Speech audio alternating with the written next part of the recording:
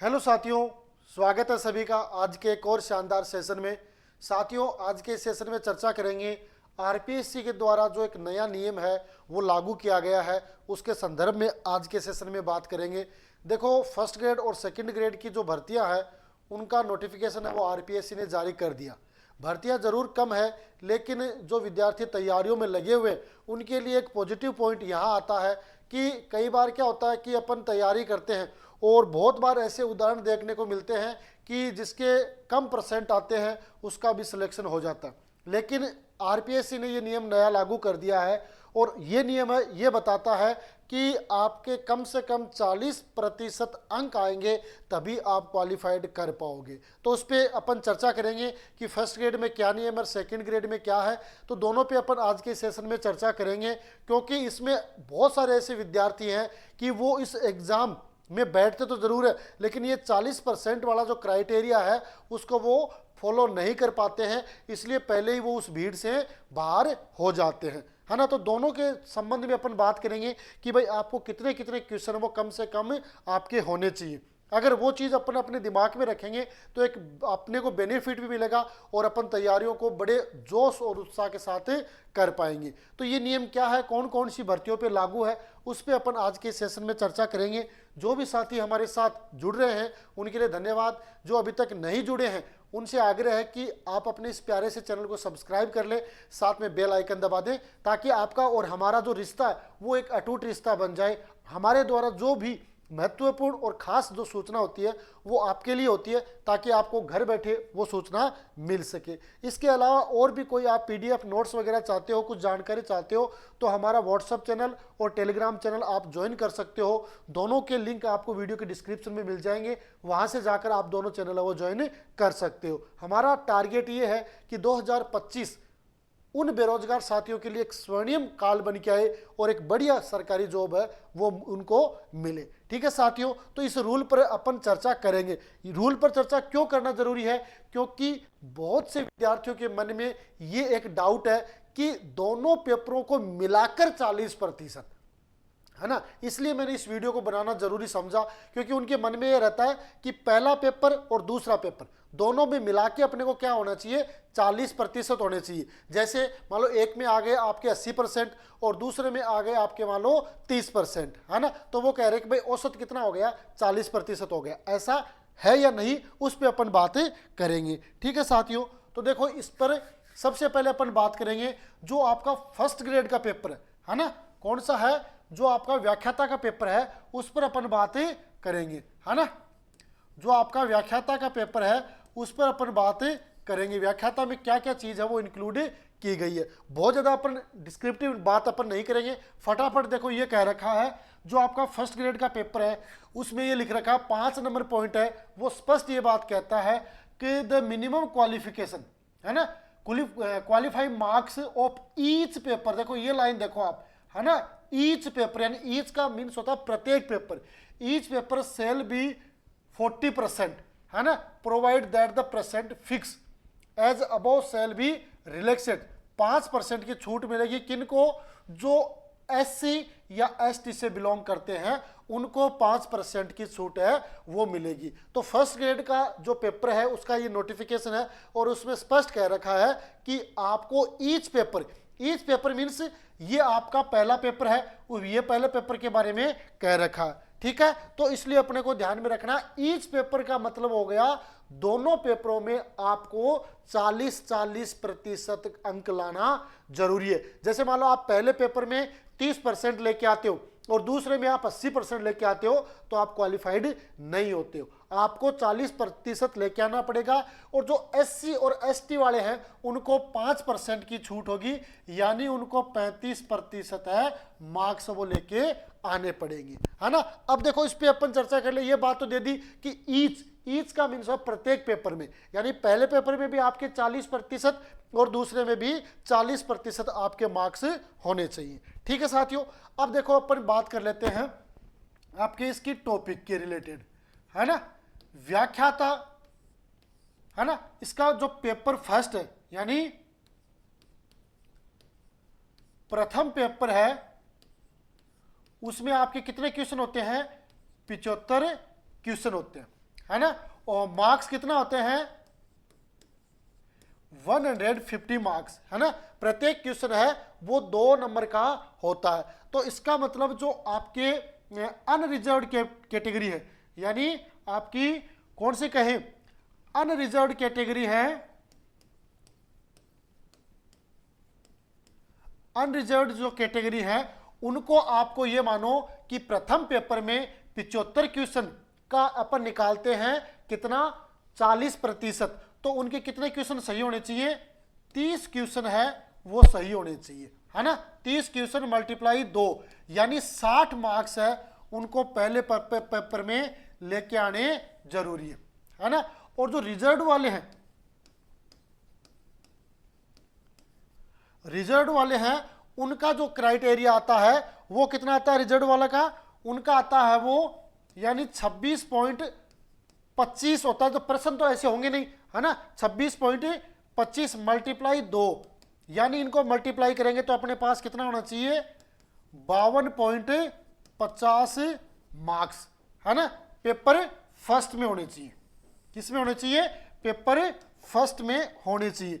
तो ये paper first के लिए है कि भाई 75 क्वेश्चन आएंगे और मार्क्स होंगे कि 50।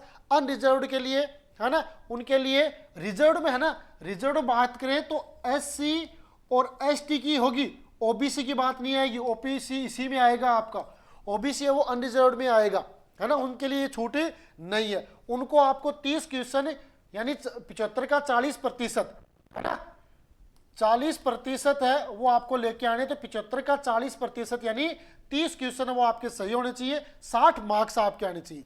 अगर आप एससी एसटी में हो तो आपको कितने आने चाहिए 26.25 क्वेश्चन तो होंगे नहीं, 2 से यानी 52.50 यानी मार्क्स आपके होने चाहिए, है ना। और जो आपका सेकंड पेपर है, द्वितीय पेपर है, द्वितीय पेपर में आपके 150 क्वेश्चन होंगे, है ना, और मार्क्स होंगे आपके कितने 300 मार्क्स होंगे। तो इसमें आपके जनरल, ओबीसी, एमबीसी, ईडब्ल्यूएस, इन सब के लिए आपका यानी 150 क्वेश्चनों का कितना प्रतिशत 40, तो 60 क्वेश्चन मल्टीप्लाई 2 यानी 120 मार्क्स। 60 तो क्वेश्चन होने चाहिए और 120 मार्क्स होने चाहिए। अगर बात करें अपन एससी और एसटी की तो उनके लिए कितने होने चाहिए, एससी और एसटी के लिए कितने होने चाहिए 52.5 क्वेश्चन होने चाहिए, और 2 के हिसाब से यानी 52 को गुणा करेंगे तो 105 है मार्क्स होने चाहिए, है ना। ये पेपर द्वितीय में जो आपका 35% का जो क्राइटेरिया है वो ये 35% वाला, ये आपका 40% वाला, है ना। ये आपका 35% और ये 40%, है ना। इस तरीके से अपन को क्या करना है, अंक है वो लेके आने। ये बात हो रही है अपनी व्याख्याता की, है ना, पेपर फर्स्ट में इस तरीके से। क्योंकि बहुत से विद्यार्थी है जो कंफ्यूज है, क्योंकि आप तैयारियों में लगे हुए हैं, आपको इस चीज़ का आपने ध्यान भी नहीं दिया। वैसे तो क्योंकि जो भी बालक तैयारी करता है वो इस चीज़ का नॉलेज रखता है, लेकिन फिर भी अपने को फिर भी ये ध्यान रखना है कि अब वो बात नहीं होगी कि अगर कोई कैटेगरी में कोई कैंडिडेट नहीं मिलता है यहाँ तक तो वो सीट है वो खाली रह जाएगी। पहले क्या था आपने देखा भी होगा पहले कि जिसके मान लो 15% है 20% है वो कोई रिजर्व कैटेगरी में है तो वहां पर उसका सिलेक्शन हो जाता था। ऐसा इस बार नहीं है, अपने को 35 या 40% जो भी कैटेगरी के अकॉर्डिंग दे रखे हैं वो अपने को मिनिमम प्राप्त करने पड़ेंगे। तो ये तो बात हो गई अपनी फर्स्ट ग्रेड की, है ना। फर्स्ट ग्रेड में क्योंकि फर्स्ट ग्रेड में 75 और 150 क्वेश्चन आते हैं, ठीक है। अब आता है ये एक नोटिफिकेशन है आपका सेकंड ग्रेड का, है ना, scheme and syllabus of senior teacher यानी सेकंड ग्रेड के लिए, है ना। इसमें भी 200 मार्क्स है यानी पेपर फर्स्ट है वो दे रखा है। अब इसमें भी देखो वही बात दे रखी है, 5 नंबर आपका 6 नंबर पॉइंट है। देखो the minimum qualifying marks shall be 40%, है ना, provide that the percentage fix as above shall be relax by 5% for SC and ST. SC and ST के लिए 5% की छूट है ना। अब देखो ये पेपर फर्स्ट है ना, और ये देखो पेपर सेकंड है। अब पेपर सेकंड में भी यही लिख रखा है, इसमें ईच वाला जो शब्द वो काम में नहीं लिया। ईच में उसमें वो ये हो गया कि प्रत्येक, यहाँ पे ईच नहीं है, the minimum qualifying marks shall be 40% और 5% की छूट है ना। तो ये कंडीशन यहाँ पे होगी और दोनों पेपरों के लिए दे दिया। यहाँ पर ईच शब्द का प्रयोग न करके पेपर फर्स्ट के लिए भी दे दिया और पेपर सेकंड के लिए भी दे दिया। कई बार क्या होता है, विद्यार्थी पेपर फर्स्ट के बारे में ये पढ़ लेता है, सेकंड के बारे में उसने नहीं पढ़ा और वो सोचता है कि एक के लिए ही है ना। तो ये चीज अपने को थोड़ी सी ध्यान में रखनी है कि दोनों पेपरों के लिए आपको 40% वो मार्क्स लेके आने पड़ेंगे, ये बात स्पष्ट दे रखी है। अब इसमें कैसे करेंगे बात,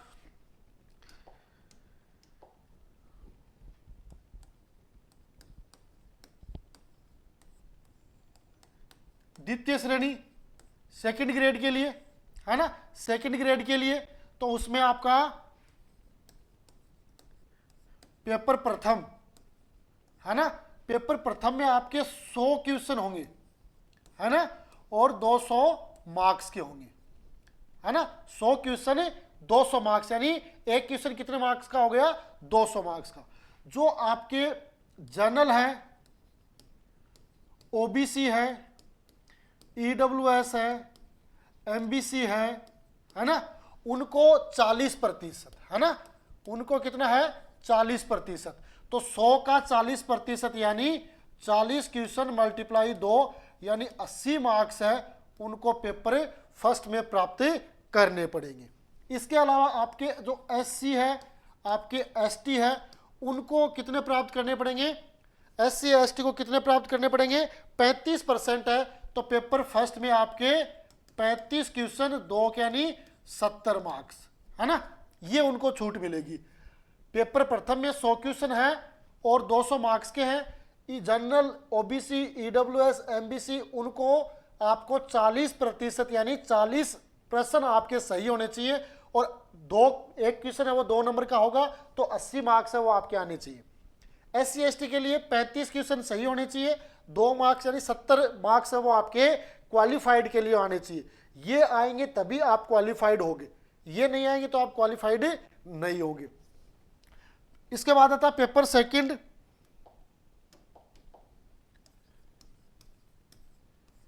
पेपर द्वितीय, पेपर द्वितीय में वही स्थिति है, पेपर द्वितीय में भी 200 क्वेश्चन है ना और कितने मार्क्स के, 200 कितने क्वेश्चन दे रखे हैं, 150 क्वेश्चन, 200 नहीं 150 क्वेश्चन, 500 का टोटल होगा। 150 क्वेश्चन 1-2 मार्क्स का है तो टोटल कितने हो गए आपके 300 मार्क्स का, 300 मार्क्स का होगा। ये आपका ये आपका 40% वाला है और ये 35% वाला है। अब सेकंड पेपर में आपकी जो जनरल है, ओबीसी है, ईडब्ल्यूएस है, एमबीसी है, उन सब को 150 का यानी 40% यानी 60 क्वेश्चन मल्टीप्लाई 2 यानी 120 मार्क्स है वो लेके आने पड़ेंगे, तब वो क्वालिफाइड होंगे। जबकि आपके जो एससी है और जो एसटी है उनको कितने मार्क्स, 52.5 क्वेश्चन सही होना चाहिए 2 नंबर के हिसाब से यानी 105 मार्क्स है, उनको लेके आना पड़ेगा। ये 35 का होगा और ये 40% का होगा। ये क्राइटेरिया अपने को ध्यान में रखना है क्योंकि अब जो पेपर होगा उसके लिए आपको मिनिमम क्वालिफिकेशन मार्क्स है वो ऐड कर दिए गए हैं।